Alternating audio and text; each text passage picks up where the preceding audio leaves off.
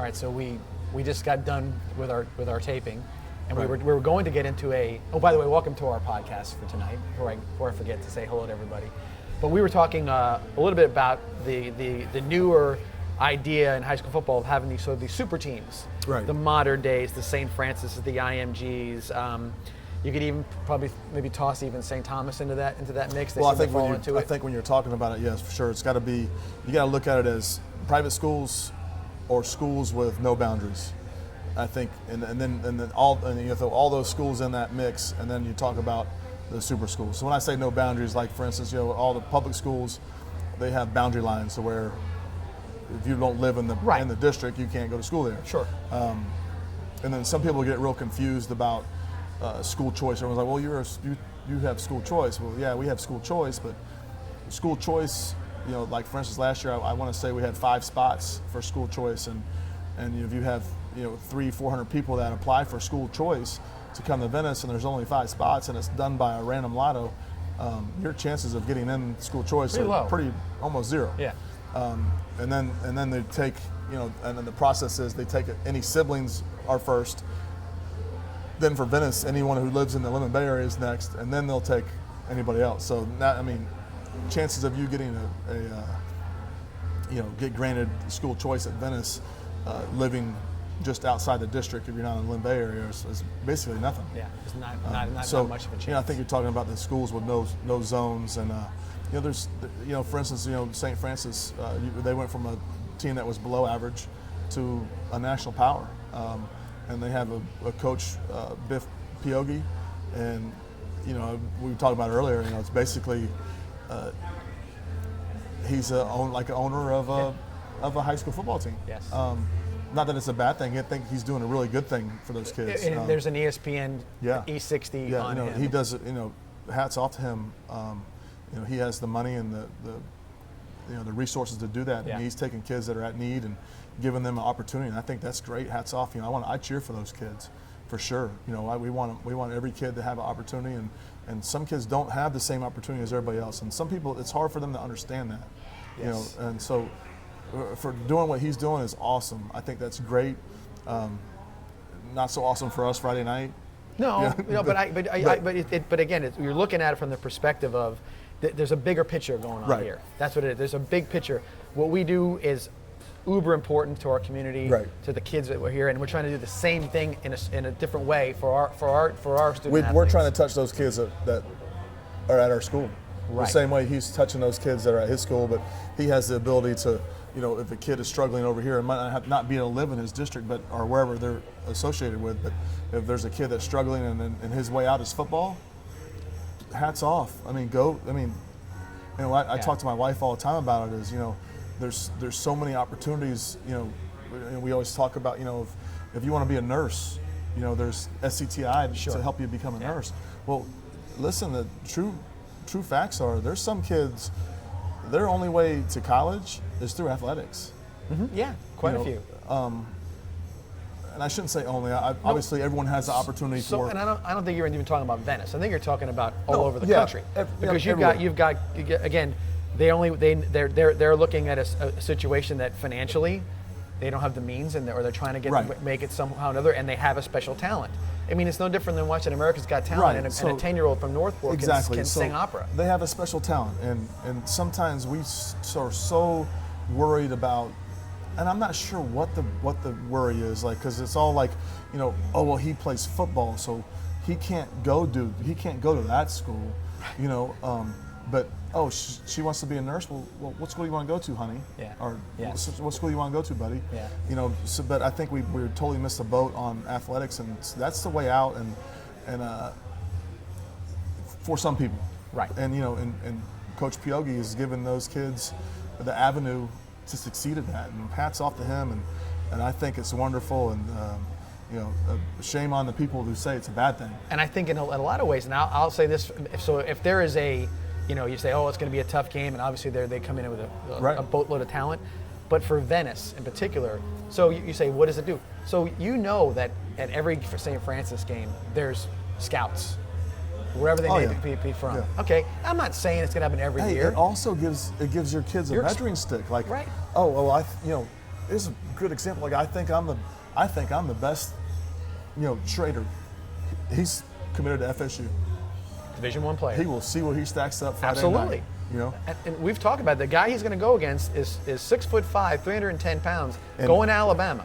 He is he looks like he is ready to go start at Alabama. So if FSU goes and plays Alabama in 3 years, they could be playing against each other, and know it. Right. And you know it. So we'll see where we stack up. And then I have all the faith in the world on Schrader. I'm just giving you an example. Well, but there are people that that don't really have a realistic view on things. As far as I think some people are like, I want to be a Division I football player.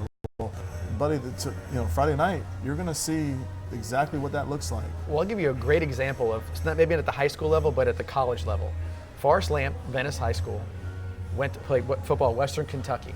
Now, Western Kentucky plays in a smaller conference. They have no chance to win a national championship, and they played Alabama. And every highlight reel you ever saw and where Forrest got on the map was when he played Alabama and whipped up on some dudes that were going to be #1 draft picks. The #1 defensive lineman in the country. And it was nothing but film after film after film, and they're like, this guy jumps off the page. The next thing you know, Forrest you've seen him on the draft, and he's dunking barefooted, because he can do all these different things. Yep. So similarly, if we use Schrader again, but anybody, you can even use Mort or anybody for that matter. Right. He comes out and he handles the guy, because the other guy on the other side is Davion Clowney's little brother. Right. Demon Clowney, I think is actually pronounced his first name. And so they're going to have a chance to shine. Right. You're gonna have a chance to shine. You're gonna see where you match up, or see how you match up. Absolutely. How do you know? What do you know? And again, at that point, you look at it and say, okay, this. At some point, you come back from a game like this, and I said it about the IMG game as well. You're gonna remember that I played that guy, or I did this. Yeah. You remember that game. You know what I mean? Sometimes you remember that game more than the game that you running clock somebody. Well, I think as a coach, a lot of people say I read all these things and coaches, we play the toughest people we can play. Well, that's just not true. Right. But it is true here. We are gonna play the toughest opponents that we can possibly find, for a couple of reasons. One is I really, really believe it makes you a better football team, and I wasn't so bought into that until I was bought into that. I wasn't real bought into playing a superpower team until 2007.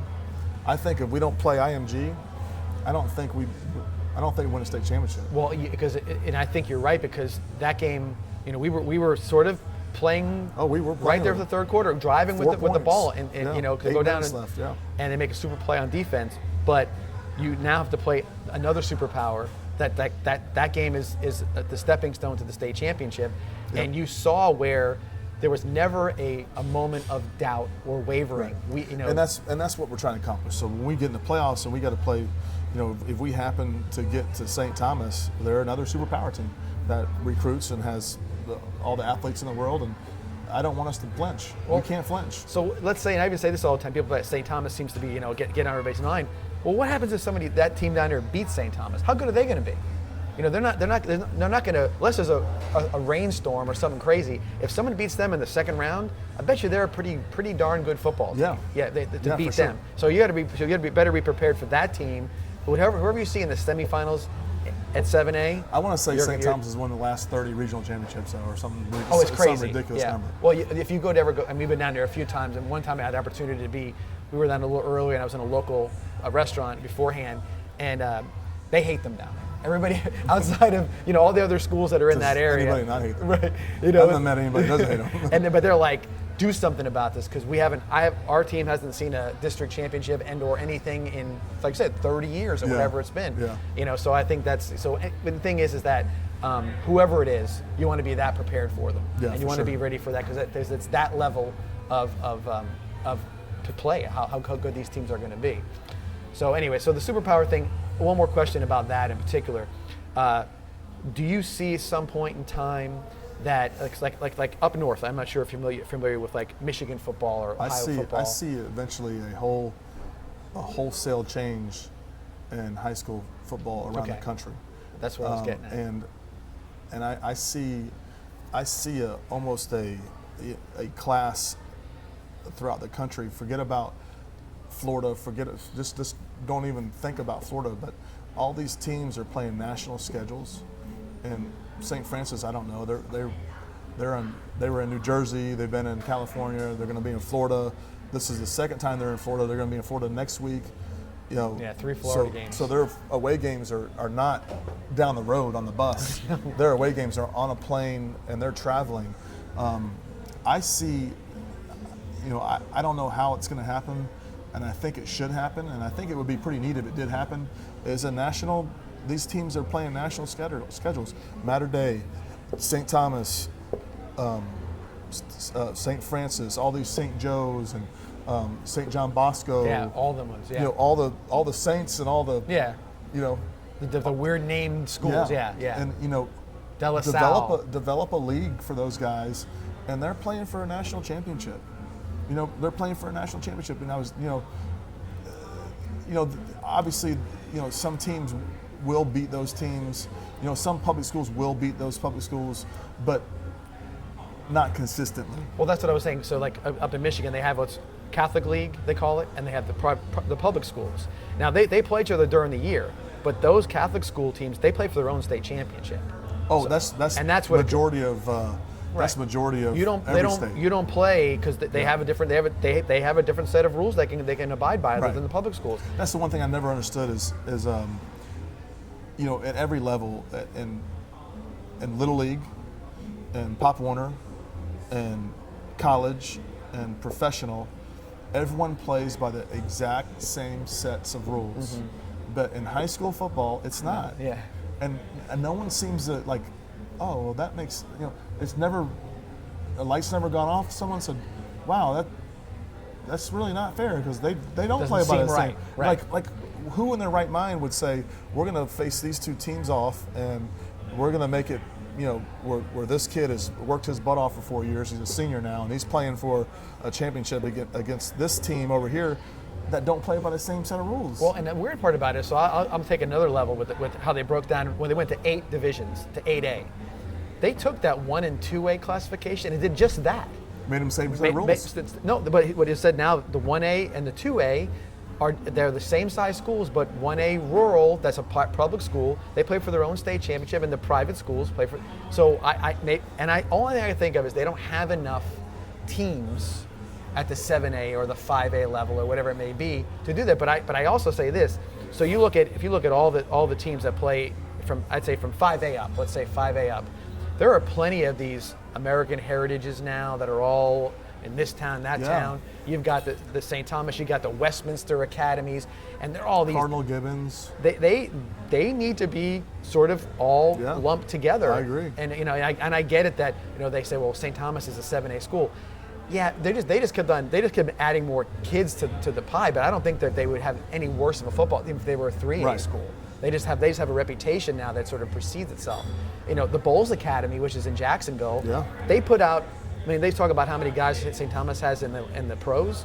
The Bowles is like, you want to go to the Olympics? You go to the Bowles Academy, you practice your swimming or whatever else you're going to do. So there are schools throughout the state. IMG in there. Now they can play. Right. Now instead of playing like a Harlem Globetrotter thing, they can actually play for something that's, you know, so those kids, if I was a kid, so I can play for a championship or I can go against somebody, I think it would be fantastic. You know, I think it's going to work out. I think with the Max Preps of the world and all these different people that are involved. Well, it's so evident, you know, when you look at, even when we were talking about like the top 10 teams, well, they're all private, right? You know, except Lakeland. Yeah. And Lakeland, you know, to be honest with you, Lakeland's probably mismatched in there. They probably shouldn't be in the top 10. Now listen, can a public school have that one? Yes. Like Lakeland had a 3-year run where forget about it.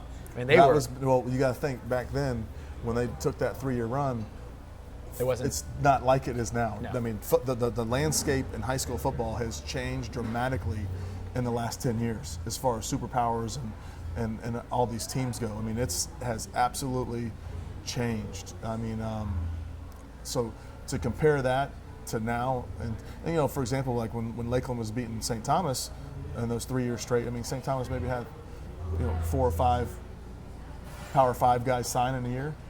Now it's like 20. Right. You know, so and Lakeland it's different. and that Lakeland team had like 14. So they were an anomaly. And they were special. And again, that Lakeland team was special. They had They had like 8 guys sign at Florida. I was talking about the other day, just talking about high school football, as when Lakeland came to Venice and all those guys that ended up going on to the pros and 3 national titles, they played in Venice. Yep. And you had the 2 Pouncey brothers, you had Chris Rainey, you had Ahmad Black. A lot of they played us in 2006 on one of our worst football teams we ever had. And I remember they took one of our linebackers and they blocked him into the high jump pit. Yeah. Because it's just. But I mean, they weren't late. But it was a very, very impressive. Probably the most impressive thing up to that point I'd ever seen. Yeah. Because you never saw anything like that before. I think the only reason Rainey didn't rush for 1,000 yards that night is because he got too tired. Too tired of running. I mean, sometimes he just ran out of bounds. Pulled himself out. He's like, I'll go. I can take a break now. So I think it's a very interesting subject matter. I think a lot of people see. There's some people like, is it fair? Is it not fair? Well, it's fair as long as everybody, as long as it's happening. Well, it's not fair because they're playing by a different set of rules, but that's the rules we live by. Right. Until something changes. It's so strange that at every level, at every sport, at everything you do, everyone plays by this. These are the rules, but in high school football, it's not. Or, well, I should say high school football in Florida, it's not. Right. That's kind of it's a hard pill to swallow when you have in 2016 we had a great team. They were, we played 8A football. I would think we would won the 8A state championship that year. Right. And we had to go down and play a superpower. And that might have been the best team they've had. Oh no doubt. I mean, it was like it was a who's who, because you had backups and third stringers that were getting offers. You had 4 D tackles that didn't start that were Power 5 guys. Yeah, it was nuts. It was definitely nuts. So with that, anybody in the house may have any questions for us or anything like that? We're more than. What's the capacity at Powell Davis Stadium? There is no capacity. We will. Someone asked what the capacity at Powell Davis Stadium. It is standing room until there's no more standing room. So I don't know. It's so unlimited. When we say come out, there's no. I have people say to me, I better get a ticket or it's going to sell out. It doesn't sell out. No. I know our athletic director very well. He probably would hand write tickets for you to get you in if you wanted to get in, as long as it was good to go. But I think the one, I will say, with this kind of giving a little history lesson, 1980, I want to say it was, we played a team out of Titusville. And I've seen a lot of football games. That might have been the most crowded I've ever saw. And of course, back in the day, you hear all the folklore that there were 10,000 people in the stadium, and I firmly believe that's not a number that couldn't happen or hasn't happened at some point in time. And we've had some big crowds in 2000 with Manatee. And, because that's a local. That was a regional championship. And Lakeland, and there was a lot of people last year for St. Thomas. The St. Thomas not last year, the year before, the state championship year. Yeah, I agree. In 17, the semifinals, and there's also been a lot of big crowds at the Brave River games. Oh well, I'll even say that I think the Brave River game last year was it had that. Because there's a different type of sound to it when there's that many people there. Right. And so, you can hear it differently. It sounds different. And of course, what's good about, makes the crowd even better, is that they brought their. Yeah, that's what I'm saying. So they loaded it up. That's the difference is when the other team has a big crowd as well. And I wish I knew the stat, but I would say the last 4 or 5 years, I'd say 4 years, we've had, you should typically in 4 years have 20 home games. Yeah. And I would say we've had well over 50. Well, didn't we have a double digit last year or yeah, something there was one that? year we've had 10 home games in 1 year, but we've had I would say double the amount of a normal high school. Like if you went off how many home games did Sarasota High School have in the last 4 years, we would double that. Right. So that's a good thing. We always have a good crowd, and that really helps support the other programs on campus, and it's refreshing to have our fans come out. And again, it even goes to the away games, especially the games that are close. Yeah, Sarasota, we play Riverview. That's going to be one of their bigger gates in the year. That's when you love to hate Venice, because they show up with all the people and they buy tickets and concessions. They're all coming hungry and everything else. But it is. We do travel well. We always talk about how good that is, and we can't stress that enough. That it's pretty cool to be a kid and you see all those people standing behind you, and you're playing in a rival place, and it doesn't matter who you're playing for the most part. So you play a team that you say, oh well, they're 0-7. Here comes Venice. No, they're there. Everybody is definitely there. I guess the other question I sort of was pondering this week in regards to from the game in Sarasota, distributing the ball. I mean, do you? I mean, every game takes on its own. You have a game plan. It takes on its own life. You've got a lot of weapons this year. You know, we talked about it early in the year. Is it a blessing to have all these guys, or is it sometimes do you try to mix? Extremely talented in the skill position, more so than we've ever been. And I'm not saying necessarily like the best. We have the best there ever, but we're really talented at the receiver spot. We have a really good tight end. We have a good running back. We have a running quarterback, and I think you got they all have a different skill set. I mean, sure. You look at Wes, and someone would say, tell me what the Wes's strength is. Well, Wes is a guy that you can depend on, and if it's third down, and you needed someone to definitely catch the ball, you probably want to go to Wes. And then if you look at Malachi and you say, all right, well, these guys are not giving us anything in coverage, and what can we do here? And really, you can throw that guy the ball, and it doesn't. My brother always says, well, what if there's two guys covering him? I said, well, that doesn't matter. There's two guys covering him. If we throw a good ball to him, right, it's going to be good. It's going to work. So what's the magic number? Like, I mean, how many guys got to be covering him? I said, well, I guess 6. There's 6. Then we run because everybody's downfield. Yeah, there's 6 on him. Maybe we shouldn't throw the ball to him. But he's a guy that's going to win every battle. Yeah. I mean, so they just have different strengths, and then you got the tight end, and you start throwing those guys outside, and then you got Platt and Weston, who are underneath guys and can make people miss, and Platt has great hands, and I keep saying I am so excited for those guys' future because they're so young, and I don't know how many receivers, the only one I can remember is Javon, who was ever a part of our offense.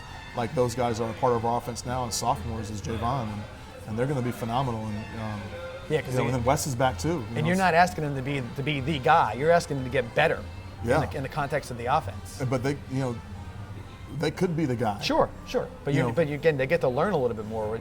You go back to 2015 when and there's no Javon Hiley, and it's just those two. They are the guy. Yeah, that's it. They are the guy. Do. Right. But unfortunately, it's 2019, and we got 2 guys that are pretty legit. And not to say they're not, but it's just it's just they just have different qualities, and you try to get everybody involved as much as you can. But there's only one football, and the main thing is you got to win the football game. Yeah, no doubt. One more question from the crowd. How many kids have been able to fund their college education through scholarships that have participated in your football program since you were head coach? So the question was basically how many kids have been able to go fund their college 100%. Yeah, full on scholarships. It's over 30. I'm not sure of the exact number, but it's over 30. And I think someone a year or 2 ago, they did a value of it.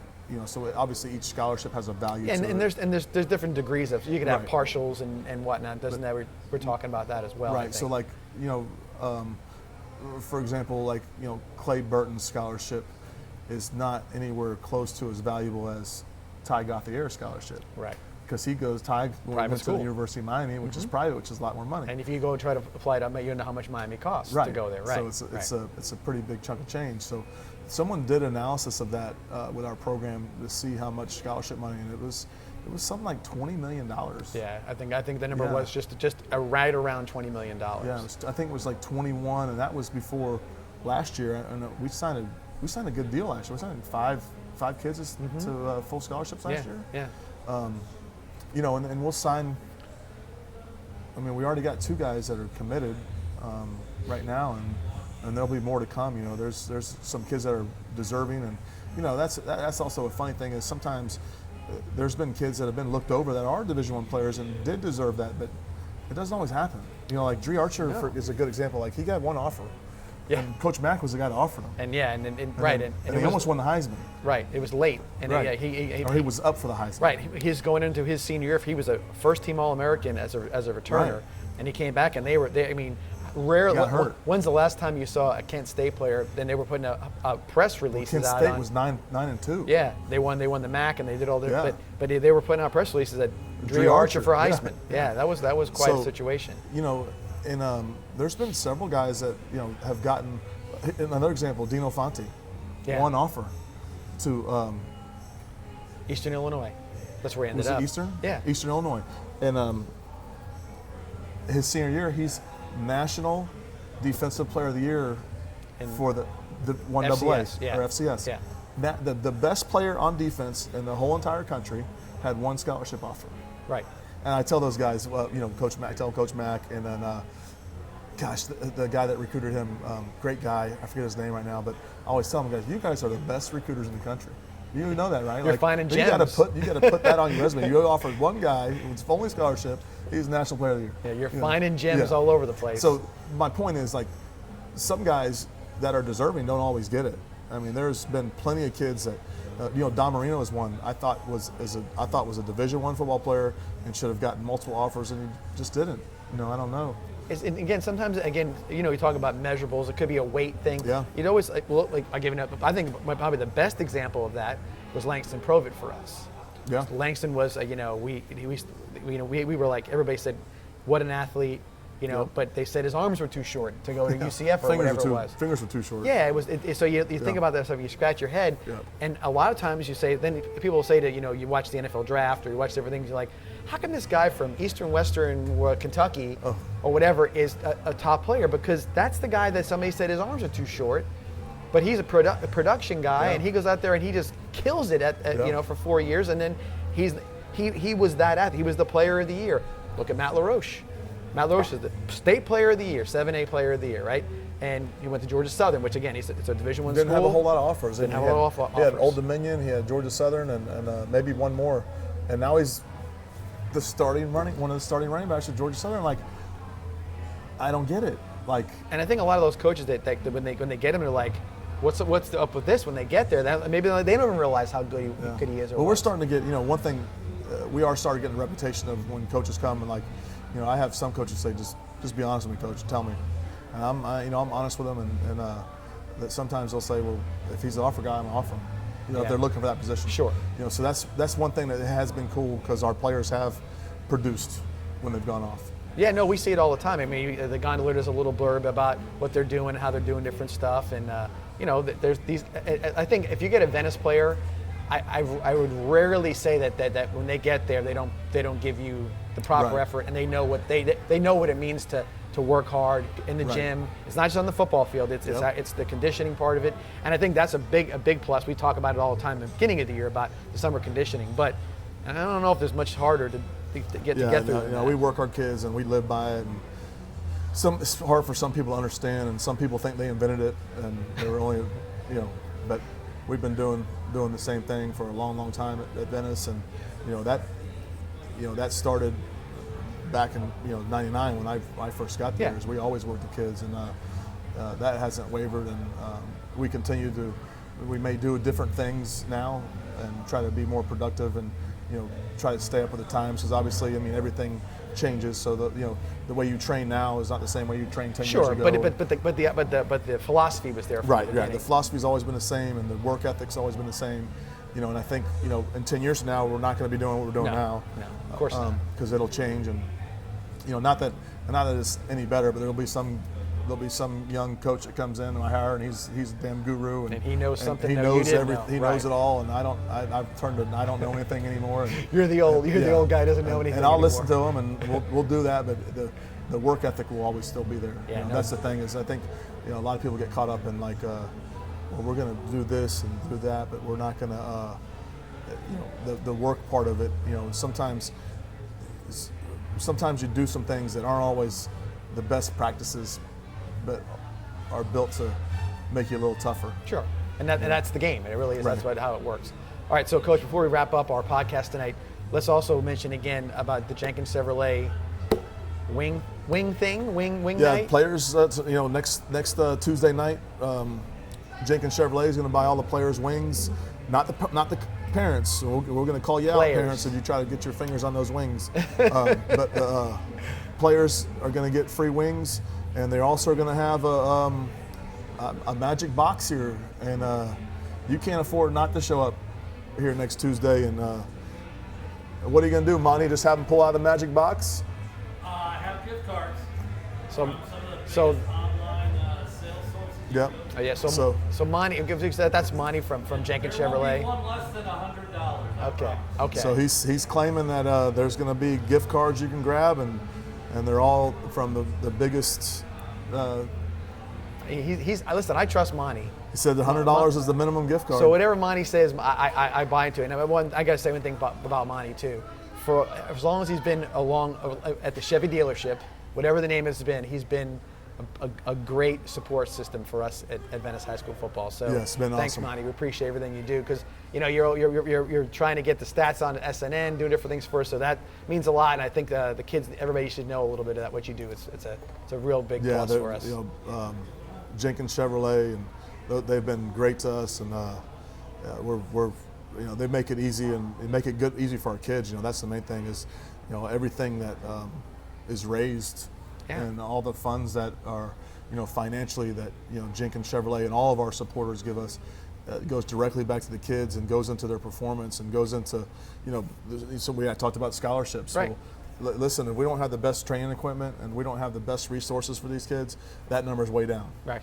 And I think one of the part too that, so again, football's a tough game. You got to practice hard, you play hard, everything else, a lot of tension involved. It always seems like that things like this, it kind of takes a little bit of the pressure off every once in a while. Yeah, it's nice to have some fun every once in a while, and I think that Jenkins Chevrolet is a part of all that. So that's always good because it's nice to say, hey, let's chill out and have kids have some wings, And there's a lot of team building stuff, but that's just one more thing that adds to the puzzle, right. And that helps.